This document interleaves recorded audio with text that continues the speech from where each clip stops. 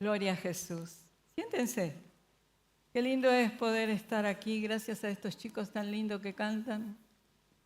Los admiro porque si yo toco el timbre, desafina. Listo. Y encima estuve casada con un tenor que cantaba en el Colón. ¿Se imaginan? Ni siquiera en la ducha me podía dar ese gusto. Porque empezaba a cantar y escuchaba su voz. Cristina, estás desayunando, estás desafinando. Y es verdad. Así que admiro a la gente con ese talento. Qué bueno que en la iglesia del Señor tenemos tantos talentos diferentes y todos complementándonos, ¿eh? Somos un equipazo. Somos todos Messi. Dios tiene Messis alrededor de la tierra. Pero ¿saben qué? Tenemos el mejor entrenador, más que la escaloneta.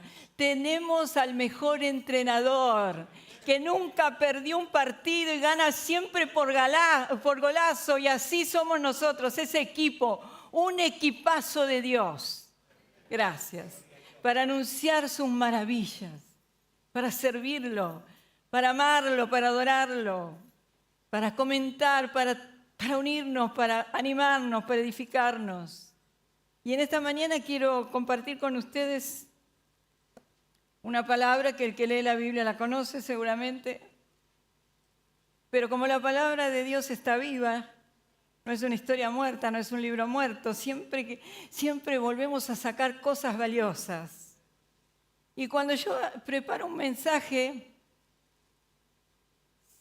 siempre voy al contexto. Porque como dice ese refrán, un texto sin el contexto es un pretexto.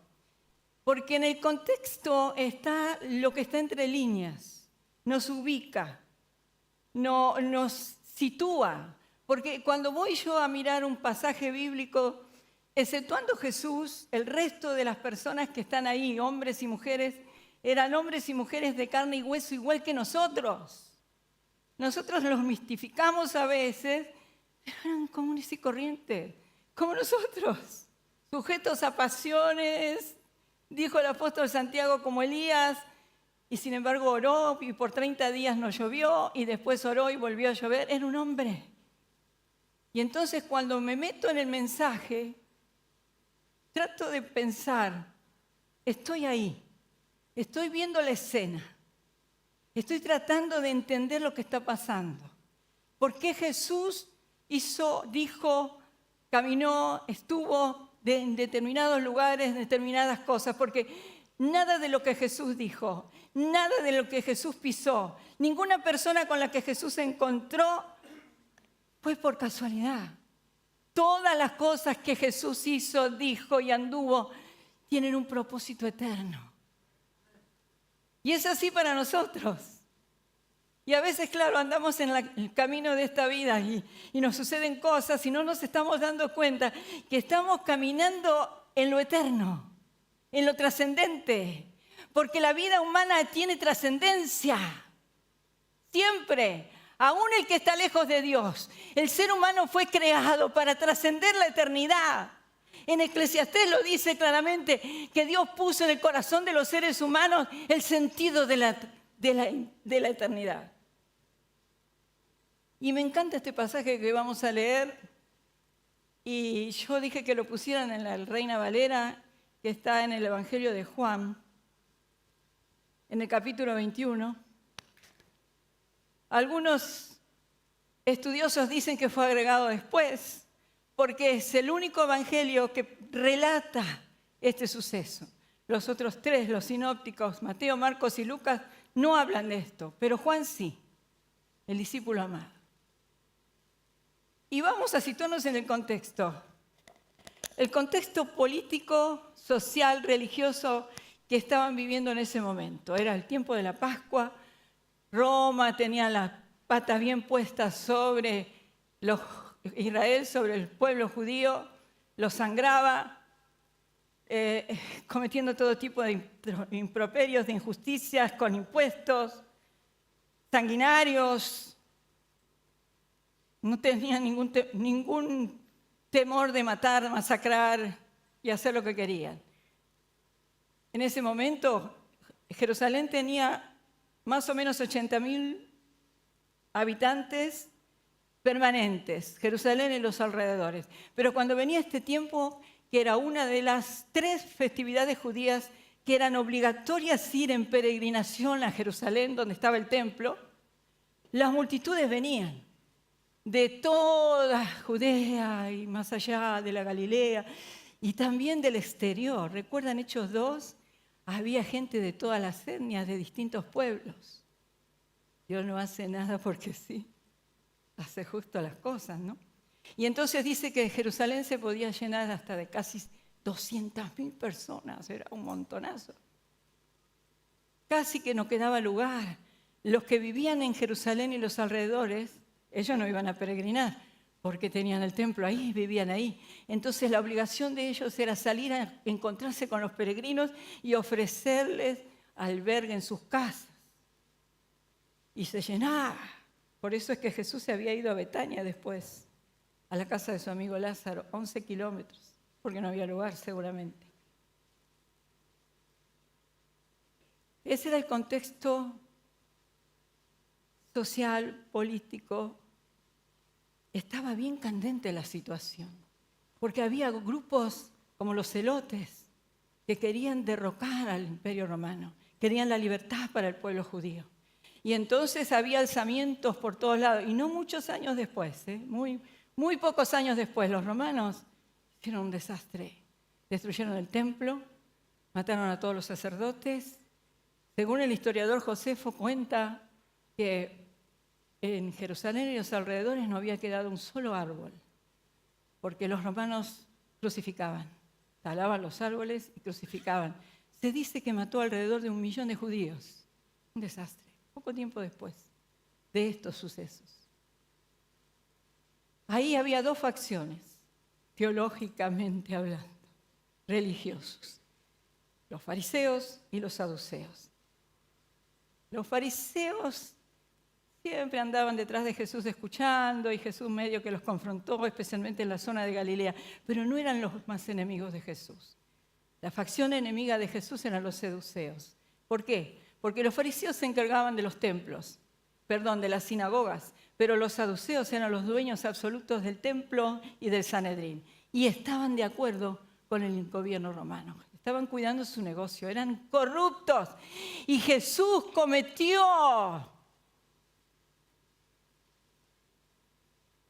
la osadía de confrontarlos.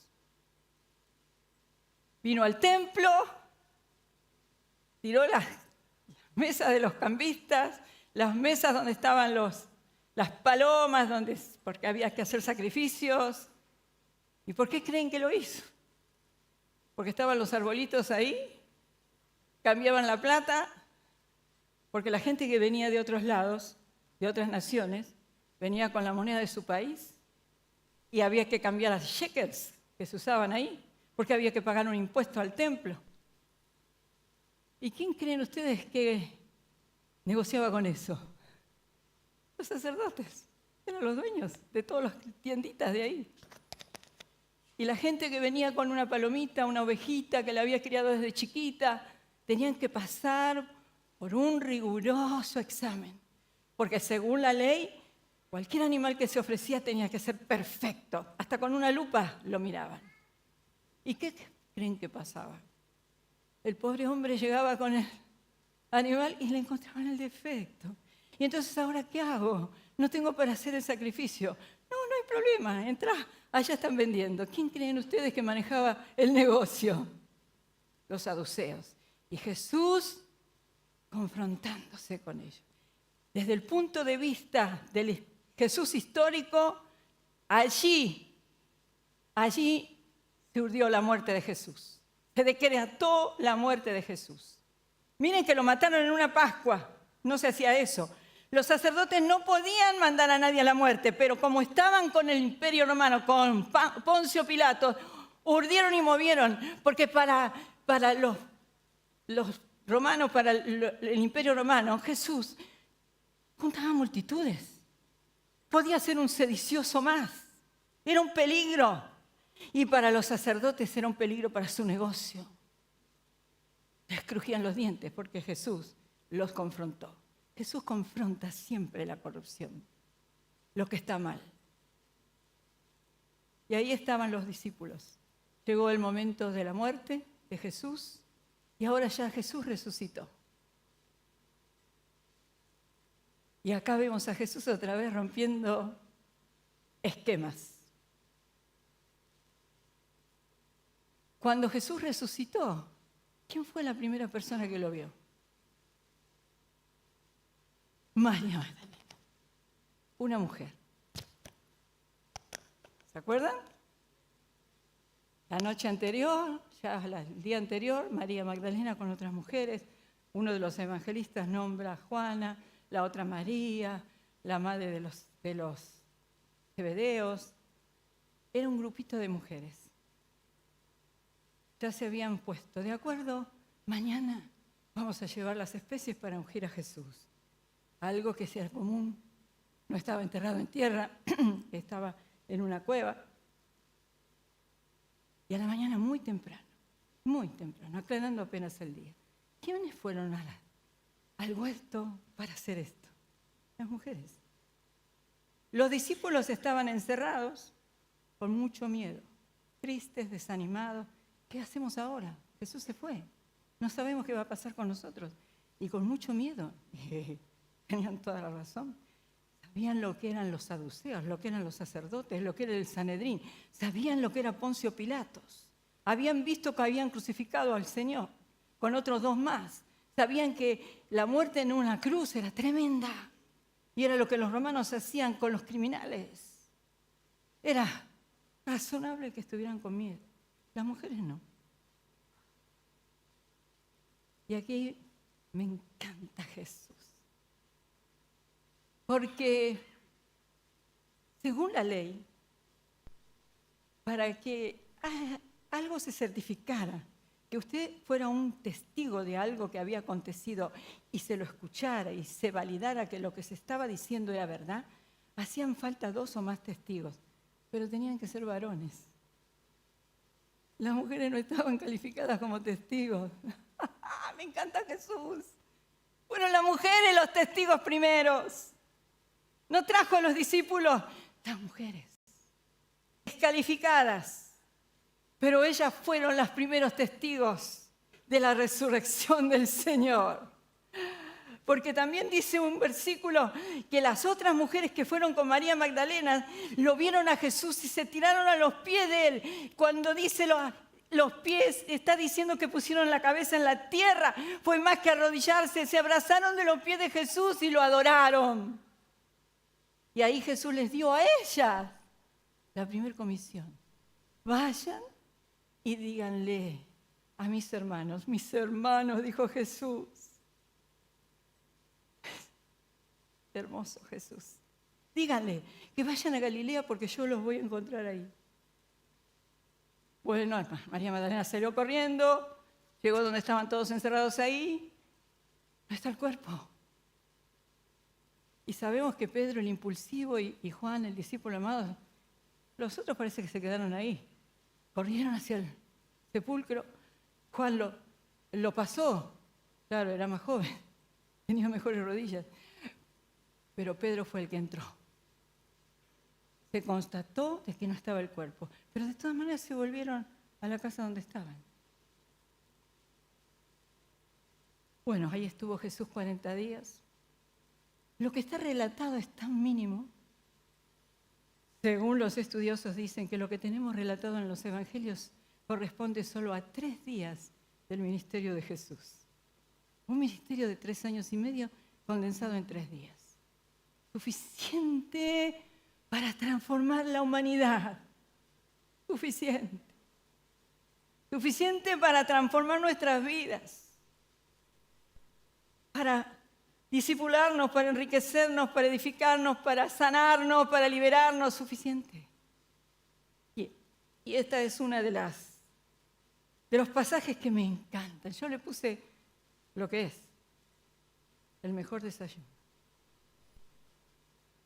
Solo Juan relata esto, el discípulo amado. Y ahí en el capítulo 21 vamos leyendo. ¿Qué capacidad la de Jesús?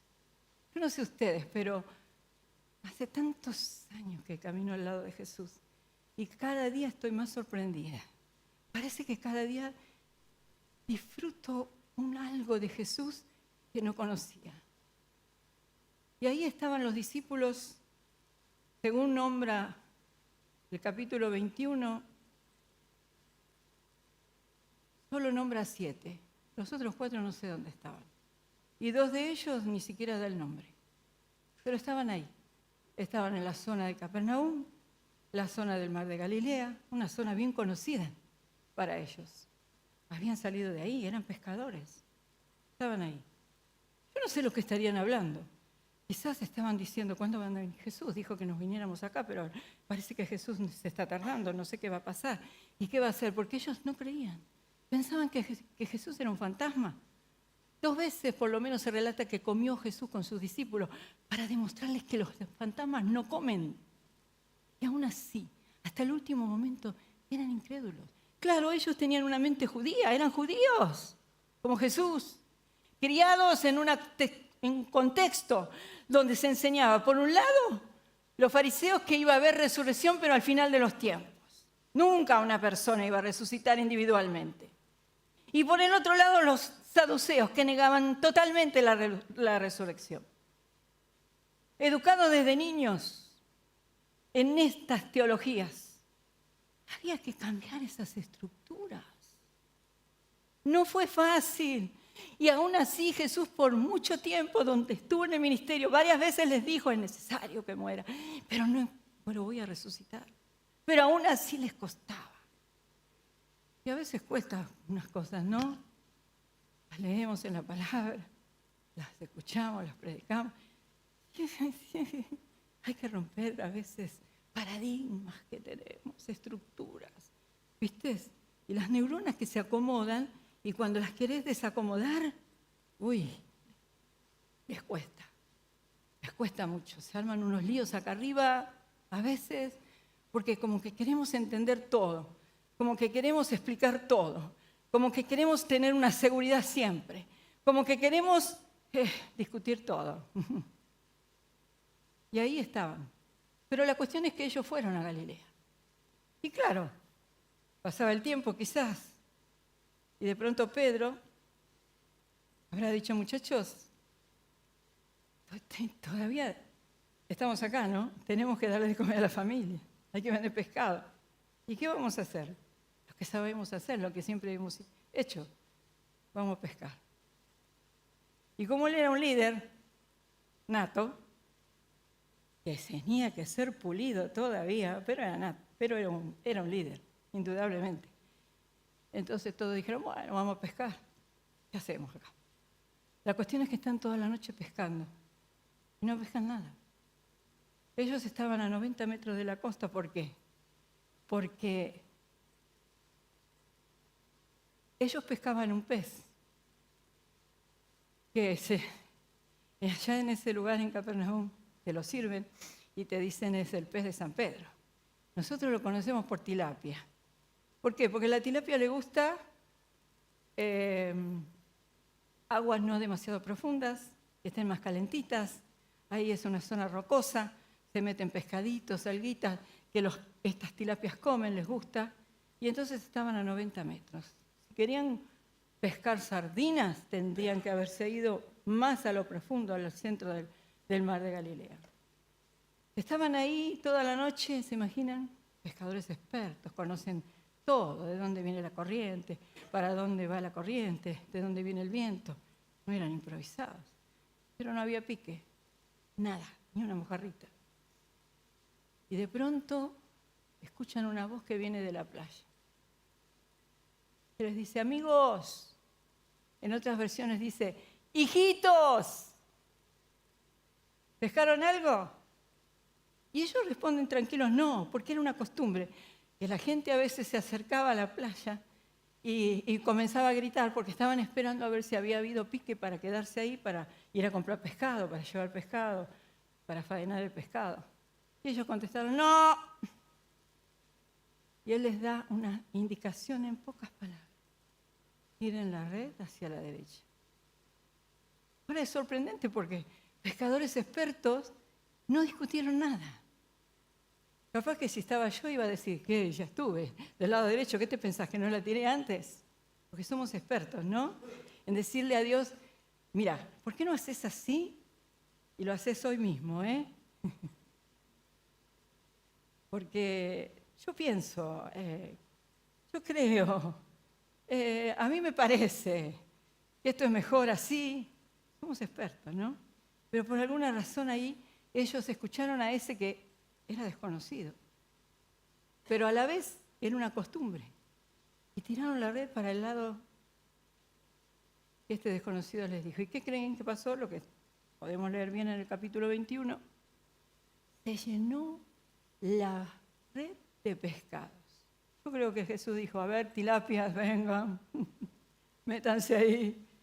Los muchachos tienen que saber. Tengo que enseñarles algo a los muchachos hoy. La cuestión es que la red se llenó. Cuando esto sucedió, parece que entendieron algo, porque Juan, qué bueno que siempre en la iglesia tenemos de todo. A los Juanes y a los Pedros. Los Juanes que disciernen, ¿vieron? Porque fue el primero que dijo, esa es la voz de Jesús. Ese es Jesús, ese es el Señor. Él conocía esa voz, lo reconoció. Era el discípulo amado. Yo pienso, él se sentaba y se apoyaba en el pecho de Jesús. Hasta le conocía el ritmo del corazón a Jesús. Pero él no se tiró al agua. El que se tiró al agua fue Pedro. Porque es así. Unos son contemplativos, disciernen, interceden, pero otros son arrojados, van de punta. Ahí estaba Pedro, el impulsivo, casi el que le llamamos bipolar, pero ahí se tiró. Llegó a la playa nadando, y llegó el barco con los peces. ¿Y qué se encontró en la playa?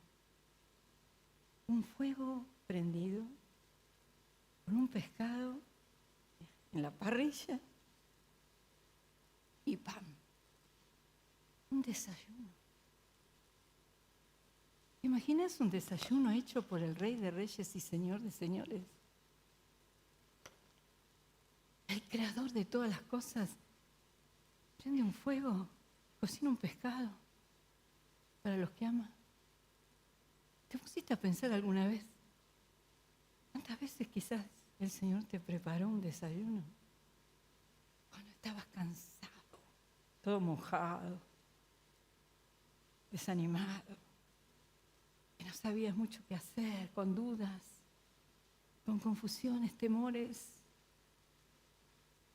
De pronto hay un fuego, ¿ves? Pedazo de pan y alguien extraordinario ahí sentado para hablar con vos. ¿Cuántas veces? No me imagino esa escena.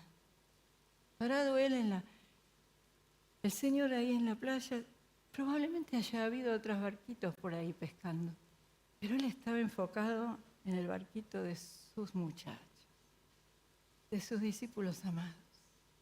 Él está enfocado en nosotros, está enfocado en vos. Te está mirando siempre, siempre está. Los discípulos creían que no estaba, pero él estaba. Y estaba observando todo. El trabajo, el esfuerzo, el cansancio, el desánimo, el temor, todo. Porque Él te conoce. Él nos conoce. Te conoce. Sabe el ciclo que estás pasando.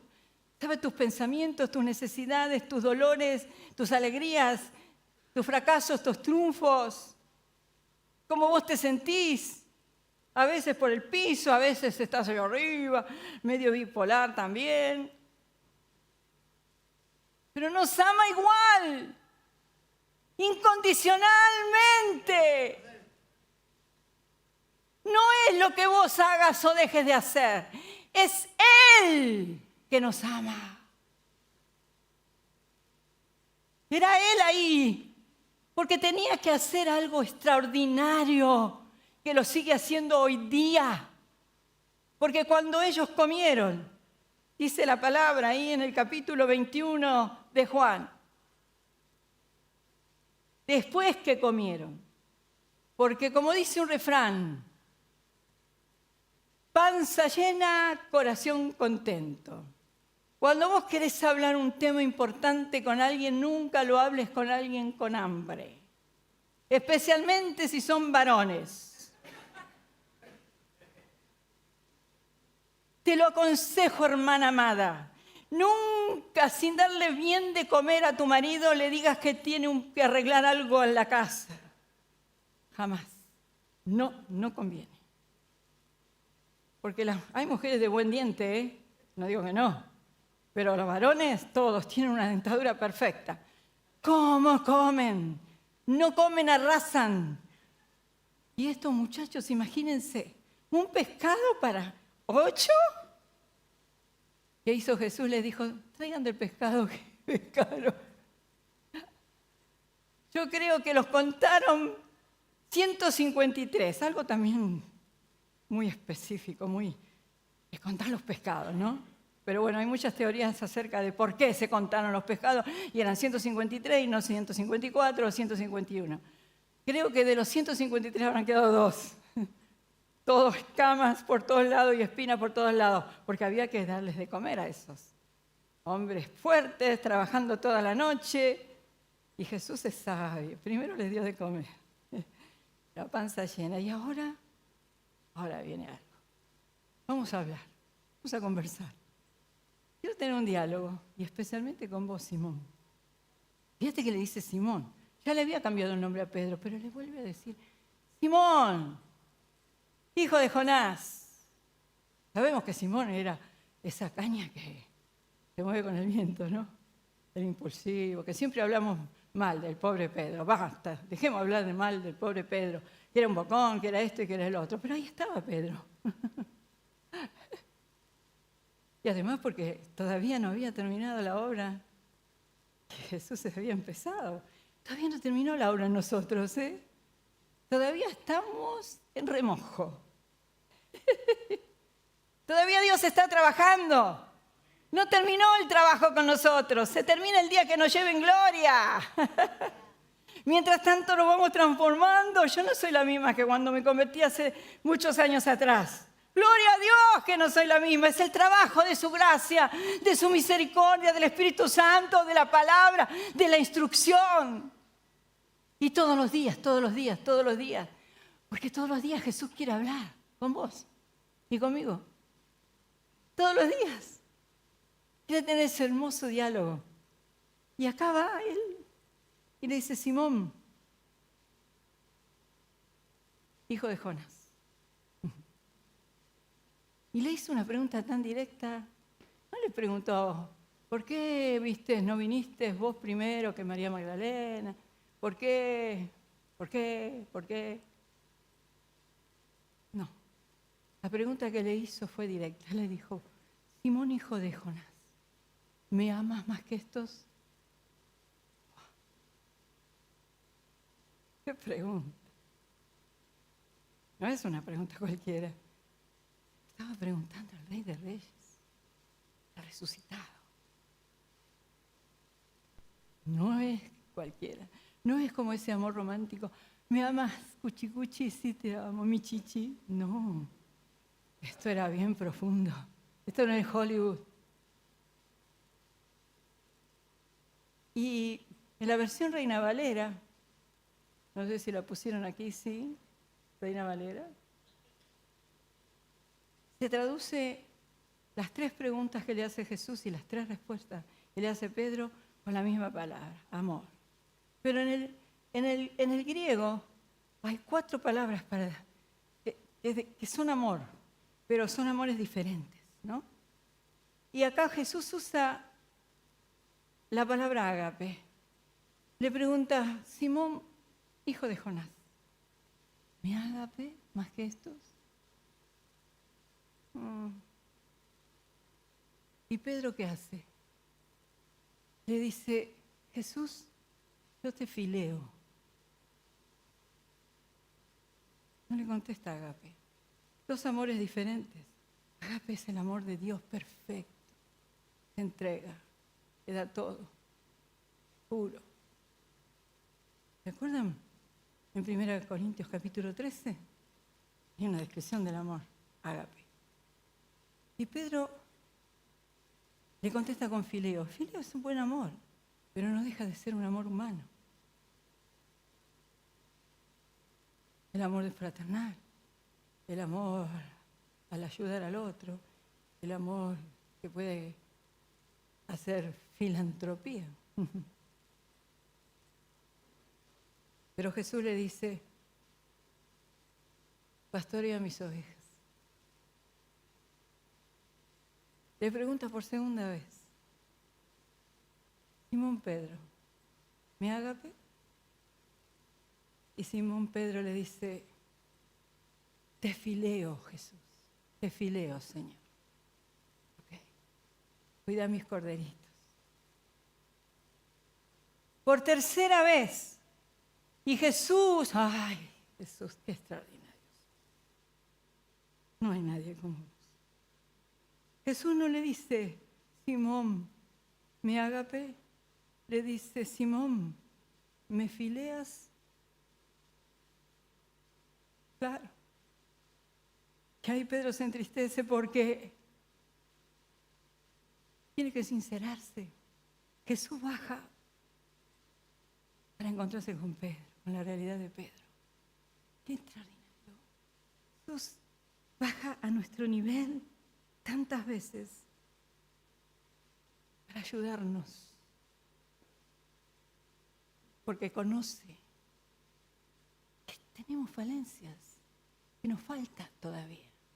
Pero no obstante eso, Él le dice, confirma a tus hermanos. ¿Sabes qué? Los relacionan muchos con las 3 veces que Pedro negó a Jesús. ¿Se acuerdan? Por cobarde. Poco antes le había dicho, todos te van a dejar, pero yo no. Yo estoy dispuesto a morir por vos si es necesario. Y Jesús dijo, bueno, muchachos, ¿saben que vino Satanás y me pidió permiso para zarandearlos como a trigo a ustedes? ¿Para qué? Porque la zaranda era para sacar lo que no sirve de lo que sirve. Porque Satanás, el acusador de los hermanos, dijo esto cuando los zarandeé. Salen todos corriendo. Se equivocó. Porque saben que Satanás es peón de Dios. Saben que trabaja para Jesús. Porque claro, Jesús es el Señor, el dueño absoluto de todo. Le pidió permiso, como hizo con Job, ¿se acuerdan? ¿Y qué le dijo Jesús? Pedro, yo oré por vos. No te falte la fe. ¿Qué podemos decir? Pero ya le profetizó, ¿eh?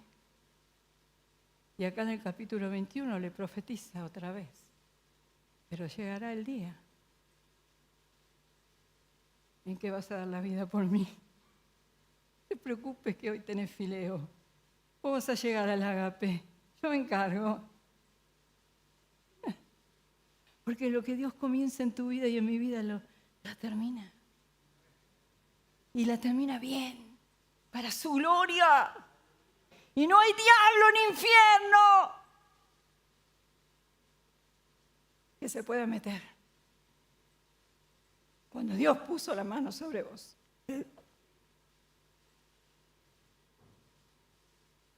No hay. No te preocupes. Yo me pongo en el lugar de Pedro. ¿Se acuerdan cuando estaba ahí Jesús, todo flagelado, en el patio?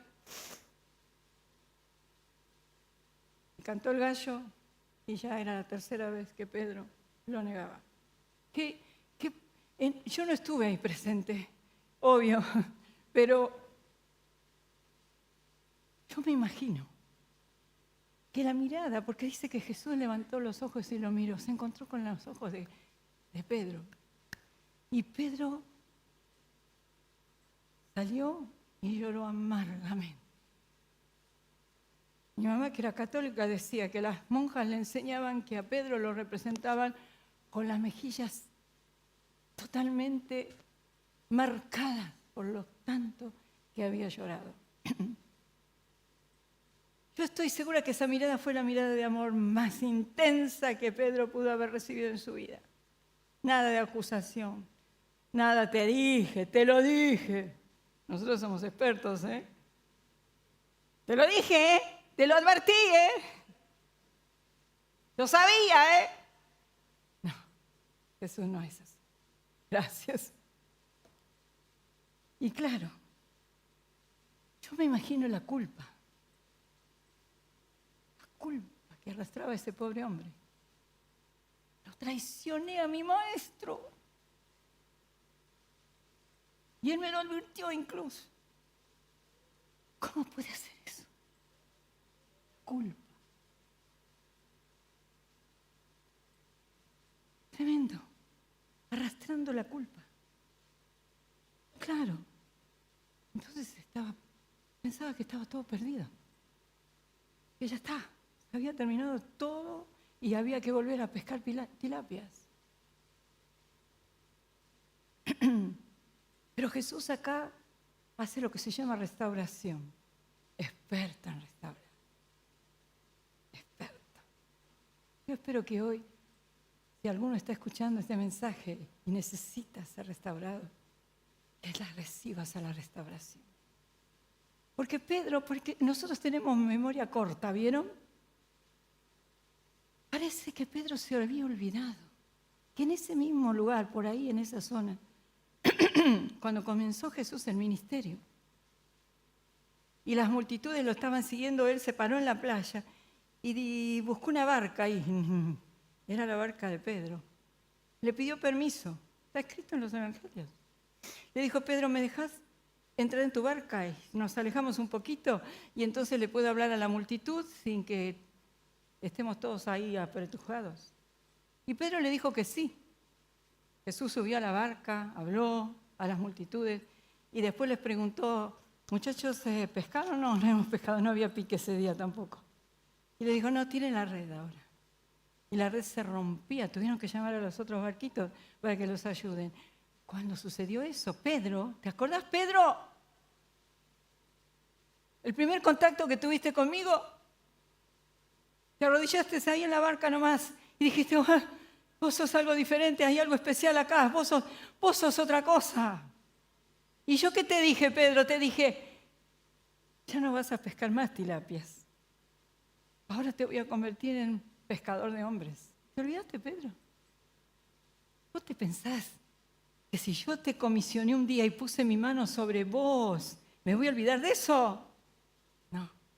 Dios nunca desperdicia a nadie. Él busca corazones dispuestos, no gente extraordinaria, sino disposición y compromiso. Eso es lo que Él busca. Y cuando lo encuentra, lo toca, lo sella. Y si Dios te selló y te dio una comisión, deja que te restaure hoy. No te olvidó. Nunca se va a olvidar de vos. Te conoce bien. Y cuando Dios pone el ojo sobre alguien y lo comisiona, te va a seguir hasta abajo de la cama. No importa dónde te quieras esconder. No importa si quieres huir. Por lo que sea. Pienso en Pedro, la culpa. Ya les había pasado algo horrible con Judas y ahora yo traicionando, y no te pasó nunca que algunas veces con pequeñas o grandes cosas, no lo sé, ¿te diste cuenta que estabas traicionando? Y te preguntaste: pero ¿cómo fui capaz de hacer eso, de decir aquello? Yo que creía que me las sabía todas. Yo que estaba seguro de que el Espíritu de Dios vivía en mí y que conocía la palabra. ¿Cómo fuiste eso? ¿Te pones en el lugar de Pedro? La culpa. Ahora estaba ahí Jesús confirmando su amor y el ministerio que le había otorgado. Pedro lo necesitaba. Necesitaba ser restaurado. Y nadie mejor que los pescadores para conocer lo que significa restaurar. Porque los pescadores sacaban las redes y las examinaban en la playa. Y claro, se rompían, se hacían agujeros muy grandes, se le escapaban los peces por ahí. Entonces había que restaurar, surcirlas.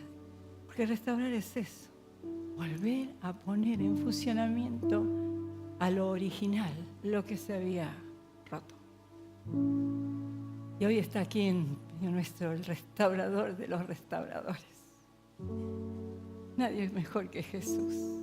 Y yo sé que la palabra bendice a todos, que todos sacamos un pedacito o algo, pero también tengo certeza de que en este lugar, o quizás mirándonos, o escuchándonos hoy, o mañana, o pasado, alguien necesita ser restaurado.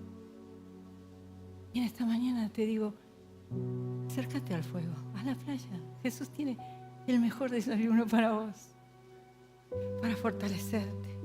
Él sabe que estás cansado, que quizás te desanimaste por la culpa, distintas circunstancias que pasan en la vida, problemas de familia, económicos, enfermedades. Desánimo, desánimo.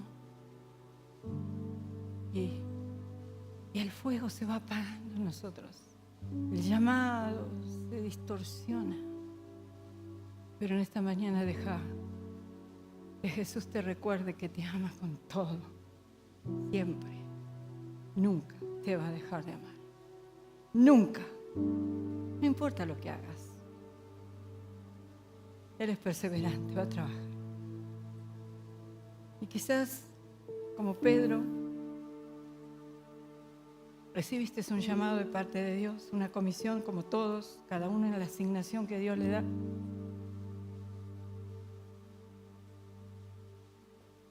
Y por alguna circunstancia la dejaste en el camino. Dijiste no. Me parece que no. No estoy segura. No estoy segura. Hoy, esta mañana,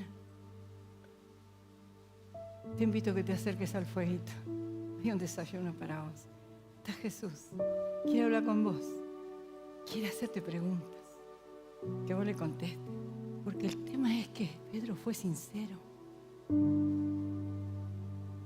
Él no le dijo, sí, Ágape, sí, te amo más que los otros. Él le dijo, no, vos sabés, vos me conocés.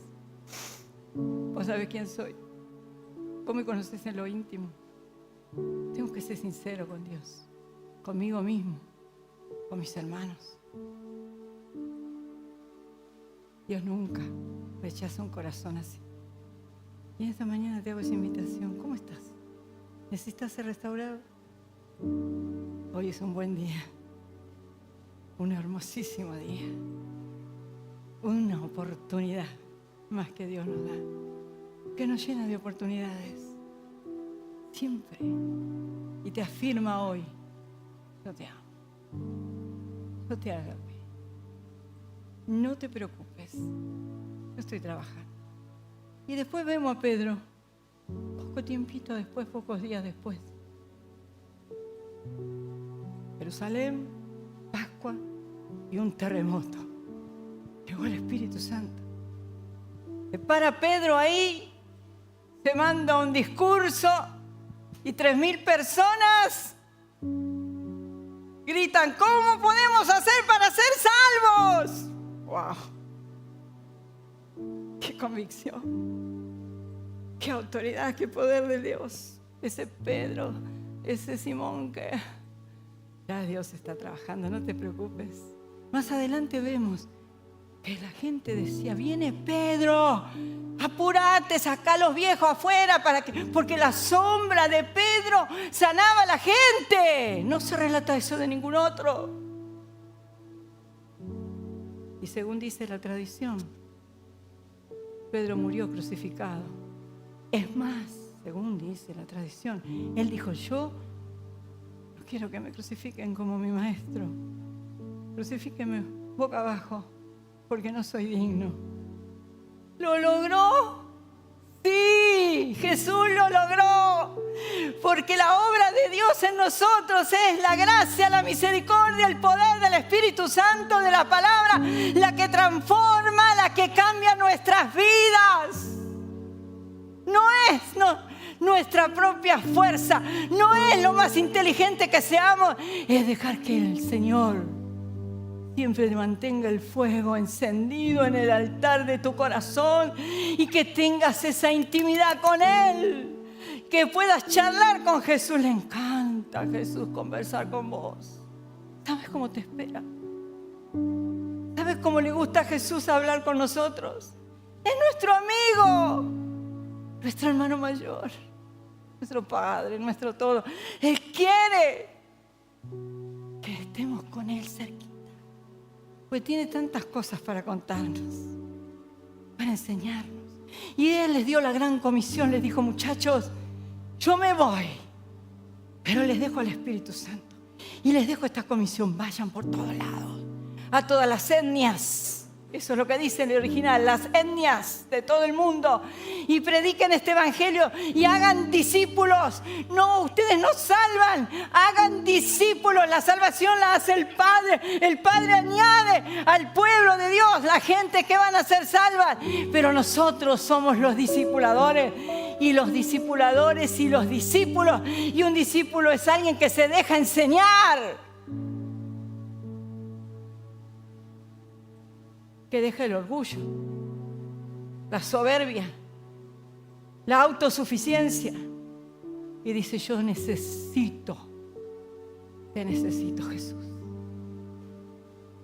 Y en esta mañana el fuego lo tiene siempre encendido Jesús. Siempre tiene pan, siempre tiene comida para darte, siempre te quiere escuchar, siempre te quiere bendecir. Él te ama. No importa si vos estás diciendo: fracasé, soy un fracaso, soy una fracasada. No hay lugar para eso dentro de la gracia de Dios.